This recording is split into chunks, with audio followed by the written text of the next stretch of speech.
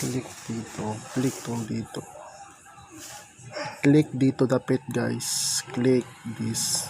So lumalabas ang clipboard copy to the address. So pwede na siya i-copy paste, i-paste mo na yun sa kuan kahit saan.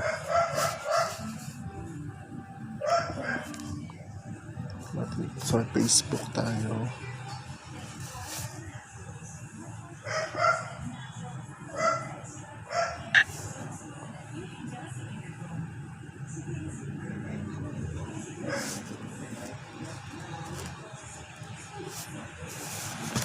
So i-paste dito guys ha, copy mo yung kanina napindot ko. So paste dito, i-paste dito, paste. Yun na yun guys, yun na yung address guys. Yan na siya.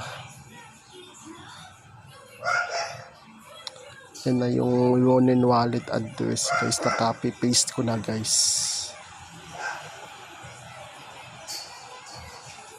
So that's it.